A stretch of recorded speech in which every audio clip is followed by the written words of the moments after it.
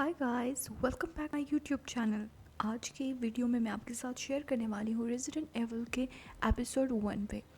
आपसे रिक्वेस्ट है कि वीडियो को एंड तक ज़रूर देखें और अगर अभी तक आपने मेरे चैनल को सब्सक्राइब नहीं किया तो सब्सक्राइब कर दें। एपिसोड की शुरुआत में हमें दिखाया जाता है 2036, जहाँ पर साइंटिस्ट ने क्लेम किया था कि 2036 में ये दुनिया ख़त्म हो जाएगी। लेकिन जेन बताती है कि ऐसा नहीं है, बल्कि कुछ अरसा कबल ही यह ख़त्म हो चुकी। और दूसरी तरफ हमें जेन दिखाई जाती है जो कि किसी रिसर्च बिज़ी है, और साथ ही हमें दिखाया जाता है कि वो किस तरह की रिसर्च में बिज़ी है। एक्चुअली वो रिसर्च कर रही है इस पे, और इसीलिए वो एक रबर को वहाँ से उठाकर उसमें छेद कर देती है ताकि उस ब्लड के स्मेल को सूंघ कर ज़ोंबीज़ वहाँ पर आ जाए और वो उन ज़ोंबीज़ का, जिन पर वो 167 डेज से रिसर्च कर रही है, को देख सके कि उनमें कोई लीडरशिप की क्वालिटी आई है या कोई चेंजेस आए हैं कि नहीं। वो देख सकती है कि किस तरह से सारे ज़ोंबीज़ रिबर्ट के पीछे पड़ गए हैं, और रिपोर्ट में वो यही कहती है कि अभी तक इनमें कोई चेंजेस नहीं आती, और वो काफ़ी थकी हुई मालूम होती है। इसी दौरान जैसे ही वो उठने लगती है उसके हाथ को चोट लग जाती है, और सारे ज़ूम्बीज़ उसकी तरफ अट्रैक्ट हो जाते हैं क्योंकि उसके हाथ से खून निकलने लगता है। ये देखकर वो काफ़ी घबराती है और सारी ज़ूम्बीज़ उसके पीछे हैं। वो किसी ना किसी तरह से कैंप पहुंच जाती है और बटन दबाकर वहाँ पे बहुत बड़ा ब्लास्ट हो जाता है, जिसकी वजह से सारी ज़ोंबीज़ जल जाते हैं और मर जाते हैं। वो काफ़ी ज़्यादा डिसहार्टेड दिखाई देती है, उसे कुछ समझ नहीं आ रहा होता, और इसीलिए वो ज़मीन पर ज़ोर से एक लात मारती है, जिसके बाद ज़मीन में एक ज़लज़ला आता है। वो काफ़ी घबरा जाती है कि आखिर ये क्या हो रहा है, और इसी दौरान एक बहुत ही बड़ा क्रिएचर ज़मीन से निकल आता है और उसके पीछे पड़ जाता है। वो अपनी जान बचाने के लिए आगे भागती है, लेकिन वो क्रिएचर किसी भी तरह उसे नहीं छोड़ता। वो अपनी जान काफ़ी ज़्यादा बचाने की कोशिश करती है, लेकिन वो क्रिएचर उसे पकड़ लेता है, और जैसे ही वो क्रिएचर उसको मारने लगता है तो वहाँ पे कुछ लोग आ जाते हैं और उस क्रिएचर को शूट करने लगते हैं। वो उस पर गोलियां चलाते हैं, जिसकी वजह से वो क्रिएचर मर जाता है और जेनी की बचा लेते हैं। देखते हैं कि आखिर ये कौन है, और उसके हाथ पे टैटू से उन्हें अंदाज़ा हो जाता है कि ये एक सर्वाइवर है। वो काफ़ी ज़्यादा परेशान हो जाते हैं कि ये कैसा मुमकिन है, और वो उसे अपने साथ ले जाते हैं। अगले सीन में जब जेन की आंख खुलती है वो खुद को एक अलग ही जगह पे पाती है। वो एक आदमी से उनका स्टफ़ लेने के लिए कहता है, और वहाँ पर वो आदमी भी होता है जो उनको वहाँ पर लेके आता है, और जेन उन्हें बताती है कि वो यहाँ से किसी तरह से निकलना चाहती है। लेकिन चूँकि अम्ब्रेला वालों ने जेन के सर पर बहुत बड़ी रकम रखी होती है, वो आदमी उसको कहता है कि वो उसे ऐसे ही नहीं जाने देता। जेन उन्हें वॉर्न करने की कोशिश करती है, लेकिन वो लोग नहीं मानते, और इसी दौरान अम्ब्रेला गैंग का एक आदमी वहाँ पे आ जाता है और उसी आदमी को शूट करता है जो जेन के साथ बातें कर रहा होता है।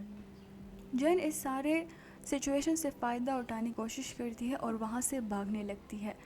वहाँ पर वो आदमी उससे कहता है कि तुम्हारी बहन तुम्हें ढूंढने की कोशिश कर रही है, और जेन उसकी बात सुनकर काफ़ी ज़्यादा शॉक्ड हो जाती है। उसे यकीन नहीं आ रहा हो, और इसके साथ ही ये सीन शिफ्ट हो जाता है फ्लैशबैक की तरफ, जो लेके जाता है 2002 में, जहाँ पर दिखाया न्यूरगोन सिटी, जहाँ पर जेन अपनी ट्विन सिस्टर के साथ आ रही होती है, अपने फादर अल्बर्ट के साथ, जो कि एक साइंटिस्ट है और अम्ब्रेला एकेडमी के लिए काम कर रहे होते हैं। दरअसल वो अपनी बेटियों के साथ इस एरिया में शिफ्ट हो जाते हैं, और वो ये बात अच्छी तरह से जानते हैं कि जेन उनके यहाँ पर शिफ्ट होने से बिल्कुल भी खुश नहीं है। इनफैक्ट उनको बिल्कुल भी पसंद नहीं है, पसंद नहीं करती कि उसका बाप अम्ब्रेला में काम करता है, और इस बात से वो अच्छी तरह वाकिफ़ होते हैं। इसके अलावा वो अपनी दोनों बेटियों के ब्लड सैंपल्स भी लेते हैं और उन्हें खुद में इंजेक्ट करते हैं, और ये बात उनकी दोनों बेटियों को बिल्कुल भी पसंद नहीं है। लेकिन वो अपनी बेटियों से कहते हैं कि दरअसल वो उन रिसर्च कर रहा है, लेकिन किस टाइप की रिसर्च वो कर रहा है ये उनको बिल्कुल भी अंदाज़ा नहीं होता। इसके अलावा वो दोनों एक दूसरे के साथ भी शेयर करते हैं। वो दोनों एक दूसरे की बेस्ट फ्रेंड होती है और हर टाइम एक दूसरे का साथ देती है। चाहते हुए भी उन्हें अपनी बात माननी पड़ती है, और वो उन्हें अपना ब्लड सैंपल्स भी देते हैं। अगले दिन जेन और बिल्ली स्कूल में जाते हैं। वहाँ पर बिल्ली की मुलाकात से होती है और वो उसके साथ आ बैठती है, लेकिन बातों बातों में दोनों के दरमियान काफ़ी ज़्यादा लड़ाई हो जाती है, और बिल्ली की वीडियो भी बन जाती है, जो कि ऑनलाइन पोस्ट भी हो जाती है, जिसकी वजह से बिल्ली काफ़ी हर्ट हो जाती है। जैन इस दौरान अपने फादर को कॉल करने की कोशिश करती है, लेकिन चूँकि वो काम में बिज़ी होते हैं सो वो उसकी कोई भी कॉल पिक नहीं करते, जिससे जैन को काफ़ी बुरा लगता है। अगले नेक्स्ट सीन में जैन बिली को कहती है कि हमें उस लड़की को सबक सिखाना चाहिए और हमें उसने जो तुम्हारे साथ किया है उसका बदला लेना चाहिए। लेकिन बिली कुछ और ही सोच रही होती है और वो जैन की बात ना मानते हुए अगले दिन फिर उस लड़की के पास जाकर उससे बात करने की कोशिश करती, ना सिर्फ बात करने की कोशिश करती बल्कि उसके साथ दोस्ती करने की भी कोशिश करती है। लेकिन जवाब में वो लड़की उसके मुंह पर अपना काना मल देती है, जिसकी वजह से बिली की मज़ीद इंसल्ट होती है। वो ये सब बर्दाश्त नहीं कर पा रही होती और वहाँ से चली जाती है। लेकिन नेक्स्ट सीन जब वो लड़की वॉशरूम में होती है तो कोई मास्क पहनकर उस पर हमला कर देता है और उसे काफ़ी ज़्यादा हर्ट कर देता है। वार्डन बिली के हैं क्योंकि उसके लॉकर में वही मास्क पड़ा हुआ था जो कि जिसने उस लड़की पर हमला किया था और उससे बात बिगड़ जाती है। नेक्स्ट सीन में अल्बर्ट यानी बिली के फादर वहाँ पे आते हैं और वो उस आदमी से वो कहते हैं कि वो उसे हर चीज़ से ब्लैकलिस्ट कर देते हैं, जिसकी वजह से वो खामोश हो जाते हैं और अपनी बेटी की कंप्लेंट वापस ले लेते हैं। रात को जब बिली कुछ अपने रजाई में होती है और वो कुछ रिसर्च कर रही होती है, जैन को इस बारे में पता होता है कि वो किस चीज़ के बारे में, दरअसल वो अम्ब्रेला में मौजूद उन सारे जानवरों पर रिसर्च कर रही है कि उनके क्या साइड इफ़ेक्ट्स हैं। और जैन उनसे उकसाती है कि क्यों ना वो दोनों वहाँ से छुप कर अपने बाप की आईडी के ज़रिए वहाँ पर एंटर हो जाए, जो उनकी एकेडमी है और जहाँ पर जानवरों पर एक्सपेरिमेंट्स होते हैं। बिली पहले नहीं मानती, लेकिन जैन के बार बार कहने पर वो उठ जाती है और इसके साथ चली जाती है।